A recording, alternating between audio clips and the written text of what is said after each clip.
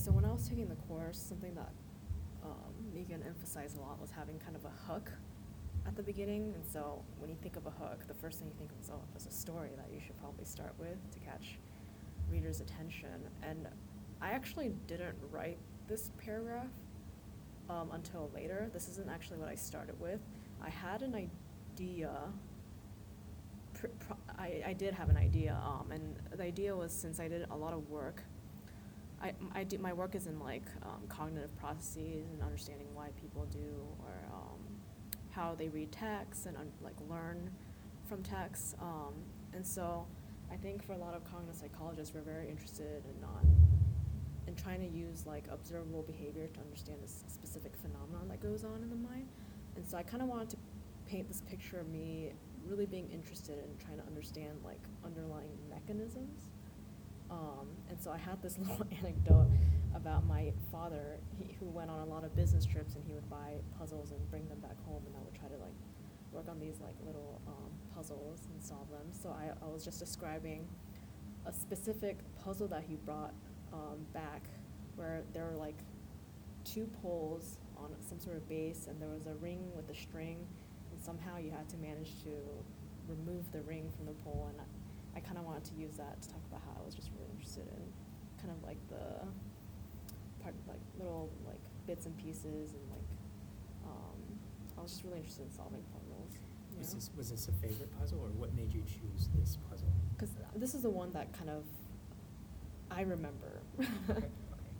And it took me like multiple days, and it was so satisfying to figure it out. So it was so satisfying for you to figure out the puzzle. Yeah. Okay. But I think it kind of started off with, I want to portray this picture of myself that I could tie in with who I became before grad school. And I thought, well, what is a story from my life that can portray what I want to show? And this is what I came up with. Okay. How long did it take you to come up with a story? Oh, God, I think it was the hardest part to write. It's so much easier to write about, like, this is what I did, and this is how I got to grad school, but I didn't write this until actually later. Okay. But it wasn't something I could write down in a single session. It took me maybe like a week or two to really just kind of write down and then rework over and over again. Okay, so it took you about a week to not only write the story, but also tie it and connect the story to your actual research and what your project was. Yeah. Okay, so it wasn't something you just kind of thought of and you wrote down. Yeah. Okay, good.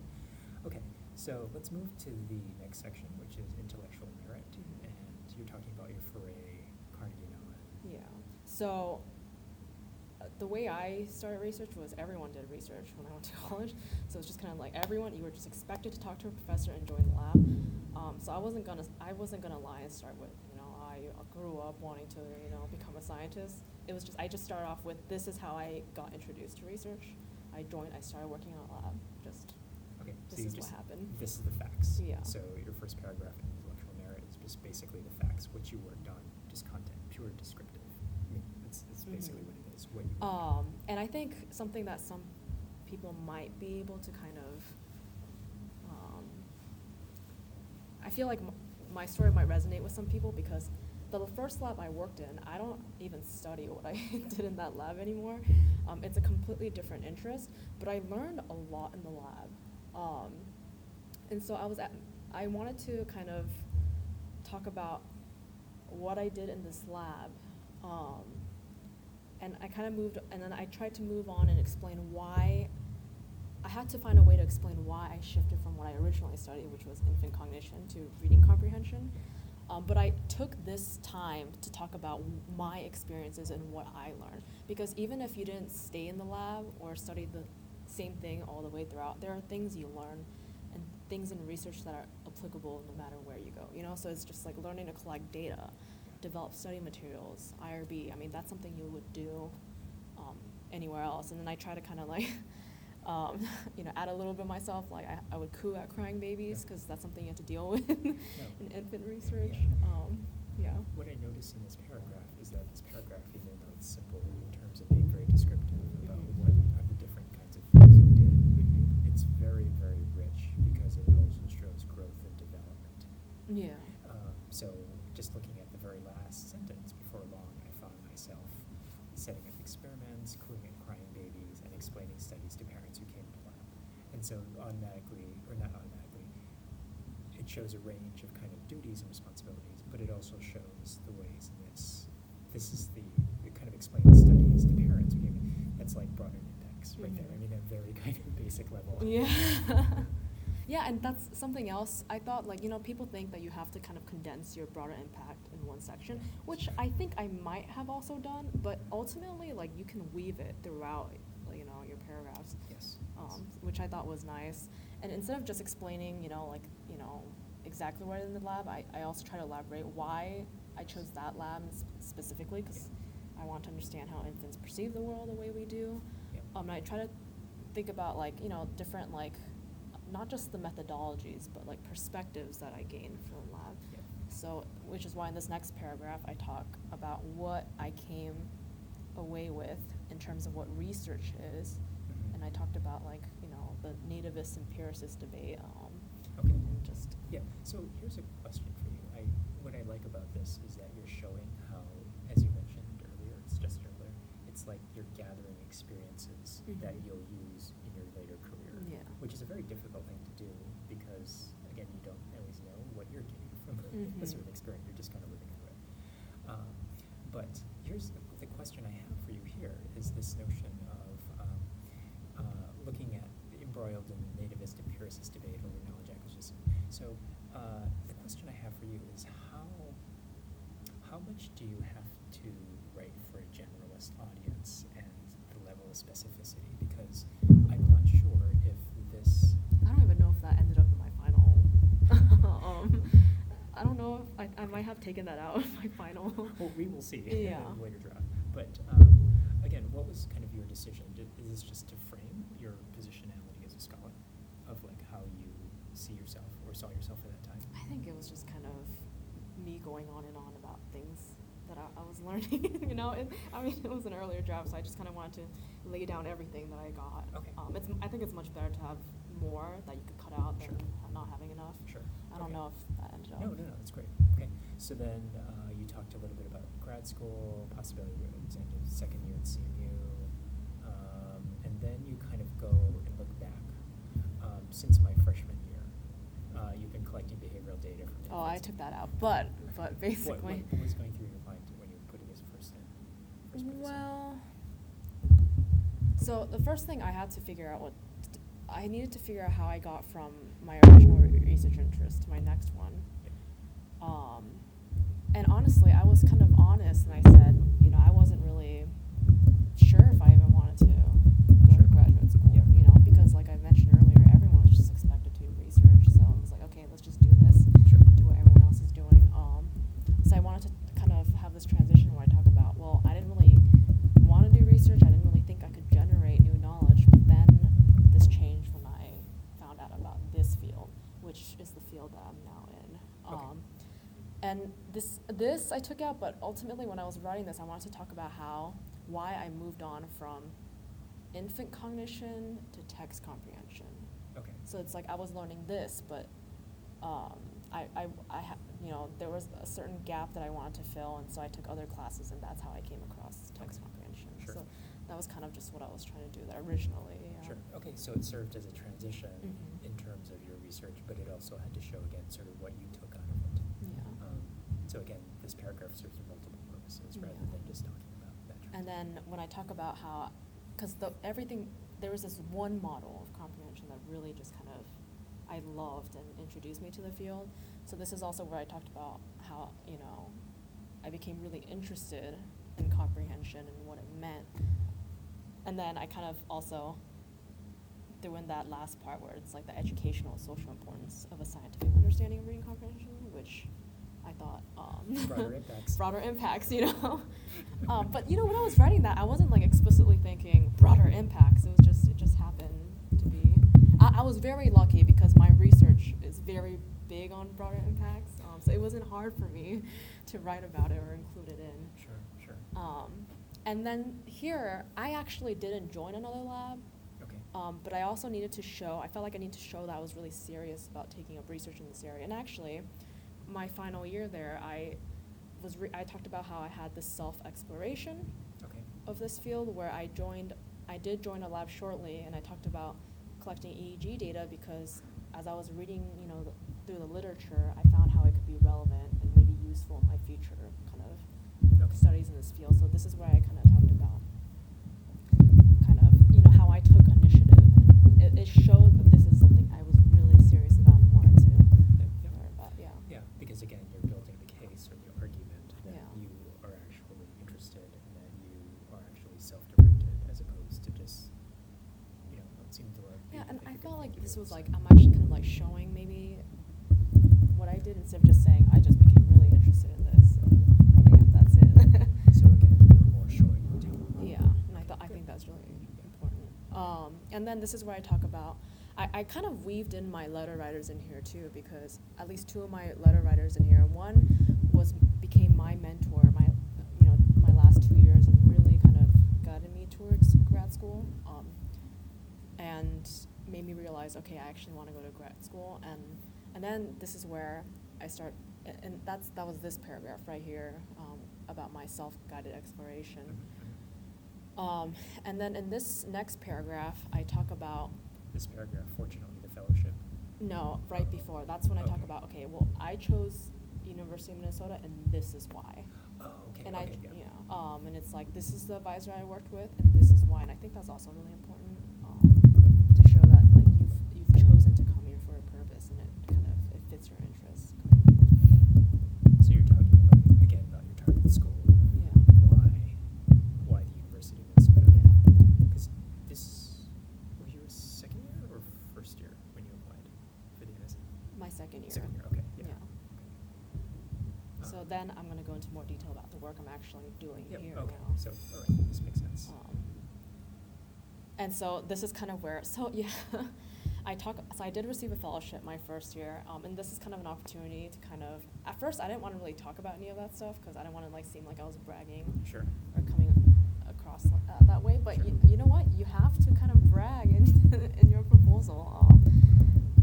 In a later iteration, my advisor was like, she changed it to the prestigious fellowship I received, and I was like, no, I cannot add that in, so we had to compromise. But ultimately, I think the one big critique that I got from my reviewers is that I wasn't showing off my accomplishments enough. I wasn't bragging enough. So I guess that's really important. Even if you don't feel like it's okay, like you have to do it. And I think your letter or your reviewers will kind of tone it down if they think it's like too much. Sure. But Sure. you just have to. Okay. You have Do to you brag. actually have you seen the letters they shared with you? No, they haven't. But I sent it to all my letter writers as well as my CVs. Okay, sure. So they knew like They knew everything. it. Sure. Okay. So this is where. So this, Yeah. fortunately, the fellowship. So this is just basically, again, what you're doing here to show that you again have a track record of success. Yeah. And that again, it's that notion of future experience or past experience is a pretty good predictor of future success. Yeah. So. And I kind of weaved in, like I talked about some of my like poster presentations. And so as I'm talking about the work I'm doing, I'm also writing kind of what the products of that work were. Yeah. So I'm also including it. This results in a poster presentation. This is a manuscript that is up for publication. So I kind of weaved in, you gotta weave in your achievements. Yep. So but then here I'm just looking at this quickly. Okay, so then I'm seeing here in this paragraph it says, I am building on these results and these studies that I've outlined. Okay, so it was a sneak peek, I guess, kind of like this is. it's that continuity, right? So that here we have a pipeline going through. And Yeah. the research fellowship, the NSF fellowship, will actually use to be strengthened that kind of pipeline. Yeah, I think what really worked in my favor is that I showed a clear story from how I got interested, and then and you can see from my work, I feel like that I have kind of this research agenda. So I'm not just like doing random things. Like I'm working towards this one question, and all my projects kind of align with that. Yeah. Yeah. Because oftentimes people just have this, like their advisor will say, here, work on this, and then. And that's not bad. It's just. But you don't have what they're looking for again. I think is an independent quality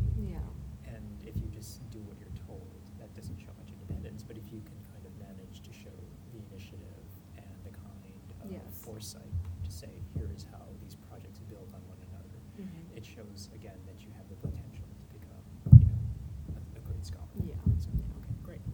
Okay, then you're talking more about, in addition to my own So research. this is where like kind of like the whole what my advisor has me do kind of comes in. But I spun that as kind of my own, and I did have like a couple projects that kind of came out of that. And this is also kind of where I also worked on broader impacts, because I do a lot of basic research, but this was kind of more applied work in which we took a theory we had, created this intervention for kids, and I was going into classrooms and giving this intervention. And then in the future paragraph, I talk about how, so I now work as I'm like a data analyst for this project now. So Okay. it's like, this is the experience I will have. So I kind of added some of my future kind of plans. And I think I was able to kind of put in like dissemination of evidence to, or like research to schools and teachers, you know? Yeah. Like a broader impacts. No, it's great. everything And that- then yeah. you submit it to AERA, which is Yeah. not, how can I say this? It's very much an applied setting, Yeah. as opposed to like, the basic research. So again, it shows that you're building these bridges across. Oh yeah, and you can see blah blah blah blah. So I like had like sentences where I was like, just like, I don't know exactly what I'm gonna write here, but I was like, I just put I had like a little placeholder. It's like I need to fill that in with stuff later. Yeah. No, but this is important. I mean, how can I say? It's important for people to know in the writing process, not everything has to be published. And Yeah. that you can have placeholders to fill people, things that will be. Because I knew I was gonna learn a lot of like new statistical models, but it's like, what are the name of those models? Sure. Like what models? Like I was like, I don't have that knowledge, so I'm gonna Sure. ask the previous data analyst and then I filled that in later. Okay, right. So I do have a broader impact section, Yes. but it's not just limited to that section. Uh-huh. I weaved it throughout, but Yes.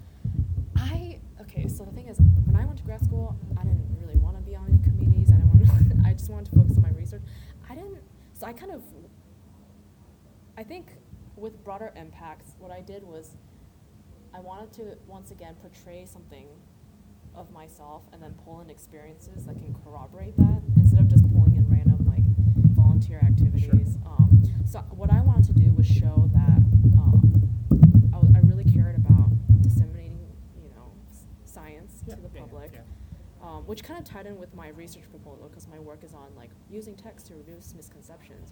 Okay.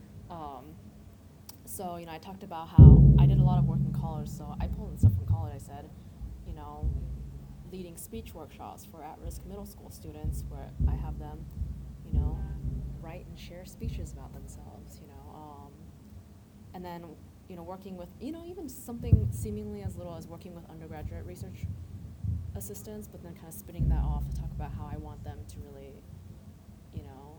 do the projects they're interested in and pursue graduate studies, which I felt like tied in with what I said earlier about not feeling like I was ready to go to grad school, but having someone there for me. Yep. So Yep. now I'm in that position where I can do that for someone else. Yep. No, this is great. Um, So again, you talk about, what you're trying to do something larger. So you talked about here in this paragraph, as a graduate student, I've been Yeah. working with several undergraduates. I try to engage students in the research process. Oh, actually, yeah. So actually, this sentence is about. I think this first sentence kind of summarizes everything. So the insecurities and doubts I had about my ability had driven me to mentor and encourage the students. Yep. So I have two examples, and Yep. then the whole like disseminating scientific information was like my second. Yeah, no, this is great because this is a great topic sentence because it, immediately signposts for the reader, like, okay, this is what you want to do to help others, and then everything else that follows is what you're actually doing. Yeah. The details. And then the next paragraph talks about the current political environment. Oh, I moving cut that forward. out. Okay, in the final. That's okay. But so what made you put that in first? Well, so my research is on reducing misconceptions that people have fake news, essentially. Okay. So I put that in, even though I took it out. But essentially, this was about I'm really dedicated, to not just doing research about misconceptions, but also myself educating the public about science. Okay. So I actually pulled in work I did in a service organization, but it had nothing to do really with science. It was about promoting cross-cultural dialogue between people in Nicaragua and Pittsburgh, Okay. which like seems kind of removed, but ultimately the goal was to like, it was to educate the public about something, right? Sure, So sure, it was sure. something that I could pull in and use. And then I was a graduate teacher assistant or teaching assistant, so I kind of pulled that in and talked about, I taught a research methods Okay. course. It's like I have Yep. students who have so many misconceptions about what research method Sure. entails, so this is what I'm trying to like teach them. Okay, great. And so the initial kind of thinking with the sort of example of Pittsburgh and Nicaragua were just to kind of, here's the span of why I'm doing this kind of international, and it's speaking much more beyond the classroom, but it's also to the. Well, I think it's also like I need you to know that I'm devoted to my research, but I'm also like I'm not just someone who lives in a lab. Like I do things outside. Sure. Yes. Yeah. No, but that's a good example. Okay. And then future goals. What did this do? This is just kind of a summary, basically. It's like, well, and looking forward, like kind of summarizing your past and looking ahead to the future. it's just like, why do I need this fellowship? And I think I was pretty frank. I was like, I need to focus on my research. And so it will allow me to commit my time to my research projects, and it was. But my question to you is, it's like, how is this different from anybody else? It's not. I'm just saying it's. Some I do. There were students who asked some questions about how like if it's okay to include stuff like that. I'm like, yeah, of course. Like, why else do you need that money? So you don't have to TA or RA, and trust me, they all know it's not something that's Sure. But I want to go into academia. So I kind of, and I want to be, A faculty. a faculty member. Research university. And so that's great. At the same time, I do think they really like reading stuff like that in your proposal. People who are reading it are in these positions. Because people who are reading in that position. So like, it's not a lie. Like I really do, but it's something that maybe you should Sure. emphasize. You should shy, Yeah. you should shy away from it because it is the truth. Yeah, it is the truth. Yeah. Okay, great. So let's move to this, which is your final Yes. that you actually submitted. So it begins with intellectual merit initially, and it says my foray. And so you begin at Carnegie So, Mellon. yeah, I So took what out my the- introduction. Okay, why is that? Because I didn't have it, and I was like, of all the things I can cut out to save space, it was my introduction, it hurt. But I was like, ultimately, I don't think I need it. What made it hurt? Well, I think when you write something, it takes so much time, and it hurts to just write the first draft, and so you kind of get, you feel sentimental, and you want to keep everything you have, but you have to, if you want to make this work, you have to cut things out. Sure. I mean- Didn't you talk about killing your darlings? I heard that. She may have, I don't really remember. Okay. But I always like save new copies every time I worked on this. Sure. So just in case I wanted to reuse it, I would have it available. Sure. But Yeah, but you have a huge investment in it because you spent so much time yeah, on it. and I was like, it's a cute story. It's a cute story, But I but was like, just- nope, gotta go. Okay. Okay, so you start out with immediately you drop the reader into Yeah. when you first started, and talking about, in some ways this is much more direct in terms of here's what I was going to do at this Yeah. time, right? No, I guess I did keep that paragraph. I guess ultimately, like, I think it was really important to show how it's not just my experience from this lab wasn't just like doing a list of things, but it was important that I showed them that there are certain things about research that I kind of took away from the lab too. Yeah. Okay, so again, you're narrating. Yeah. It's not just a chronological greatest hits of what you did, Yeah. but you're narrating exactly what you took from the experience. Yeah. And how that shaped your intellectual development Mhm. as an independent scholar. Yeah. Great. Okay. And I cut out some parts, but it was just kind of like I considered applying to grad school, but I found myself dismissing the idea because I didn't think I would be able to do this stuff. But then I talk about that's my transition to like how I actually discovered this field, and me realizing, oh, maybe it's not because I don't like research, maybe it's because I didn't like the area that I was in. Sure. Okay. Yeah. So, but you had this, right? You had the you didn't know if you could go to graduate school in the first draft. I right? had that. I just included more like information that I just cut out, and it was Yep. just like I just went straight to the point. Yeah. Yep. Because again, you need to be able to show what led to the this renewed interest in this other field, and you were pretty blunt about basically just saying, like, it was just the wrong thing. It was just the wrong thing. And I don't think anyone would read it and be like, wow, that's terrible. You know, I think a lot of people go through that. What you study at first might not necessarily be what you study now, you know? Yeah. So, and then again, you start talking about, what, here you talk about, I was struck by the educational, so again, gesturing to broader impacts, gesturing to, wow, it's like this opening up of the world that you didn't realize existed. Yeah. Right, okay. And it wasn't like something I made up. Like, this was literally stuff that went through my mind, but I just had to figure out a way to get it on paper. So, in your free time, you really started delving in? Yeah, I did. Maybe, I think grad students aren't typical students, you know? But no, again. I did. I thought it was incredibly interesting, so I started reading papers and learning more about, yeah. Okay, no. I guess it's what's coming through in my conversation with you is that passion. Because oftentimes these personal statements tend to be passionless. Oh my god, yeah, I feel like if there's something they could get away from this, it's I really love reading comprehension. It's like, yes, this is the area I want to study. Yeah, but it's to let that inner geek kind of show through. Yeah. Because, again, people often think it's like, okay, all I need to do is narrate my CV, like what I've done in the past. But again, in your free time, this is what you were doing. Yeah. You were, again, this whole different kind of world had opened up to you. Okay.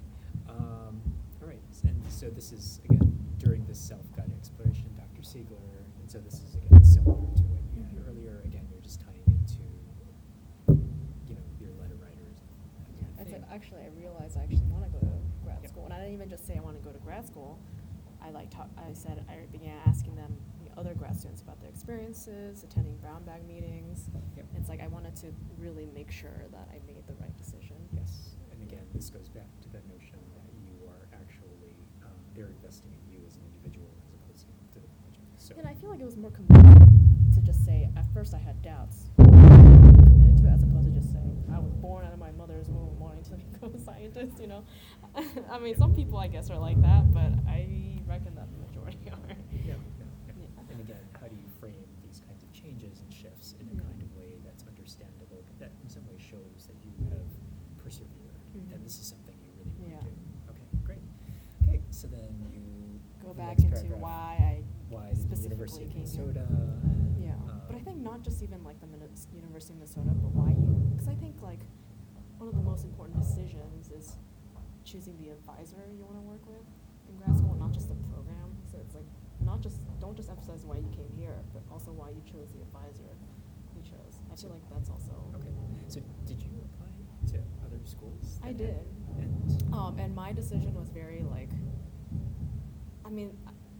regardless of the program, I picked the advisor. So I applied to schools here, I applied to schools in California, I applied to a school in Florida.